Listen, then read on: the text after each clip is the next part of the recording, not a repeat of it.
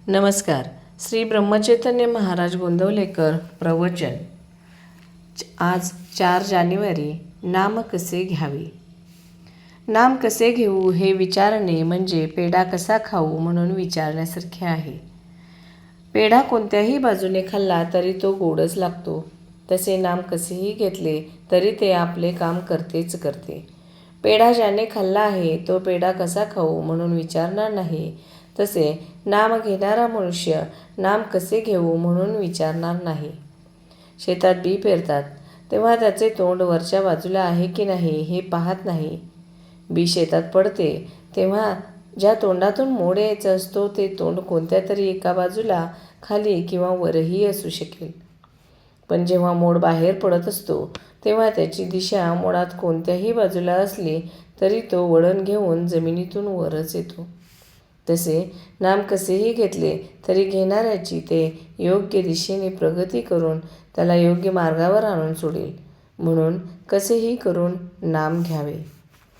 नाम घेताना कोणती बैठक असावी किंवा कोणते आसन घालावे हा प्रश्न म्हणजे श्वासोच्छ्वास करताना कोणत्या तऱ्हेची बैठक असावी असे विचारण्यासारखे आहे.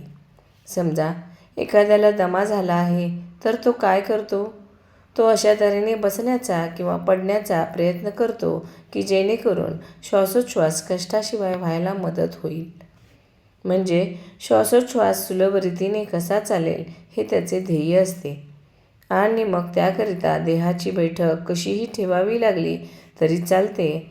श्वासोच्छ्वास विनाकष्ट चालू ठेवणे हे जसे त्याचे ध्येय असते तसे नाम अखंड कसे चालेल हे आपले ध्येय ठेवावे. आणि त्याला मदत होईल, त्यात व्यत्यय येणार नाही अशा तऱ्हेची कोणतीही बैठक असावी. बैठकीला फार महत्त्व देऊ नये. समजा आपण पद्मासन घालून नामस्मरणाला बसलो आणि काही वेळाने पाठीला कळ आली तर आपले लक्ष नामापेक्षा देहाकडेच लागेल. म्हणजे नाम घेता घेता देहाचा विसर पडण्याऐवजी देहाची स्मृतीच वाढल्यासारखी होईल. म्हणून नामस्मरणात खंड न व्हावा हे ध्येय ठेवून त्याला अनुकूल अशी ज्याच्या प्रकृती धर्माप्रमाणे कोणतीही बैठक ठेवावी. भगवंताच्या नामाला शरीराचे कसलेही बंधन नाही. हेच तर नामाचे महात्म्य आहे. मनुष्याच्या कोणत्याही अवस्थेमध्ये भगवंताचे स्मरण सहज ठेवता येण्याचे एकच साधन आहे आणि ते म्हणजे त्याचे नाम होय. पण देहबुद्धी अशी आहे की ती और आहे आणि त्या निरुपाधिक नामाला आपण काहीतरी उपाधी जोडतो आणि त्या उपाधीवर नाम घेणे अवलंबून ठेवतो.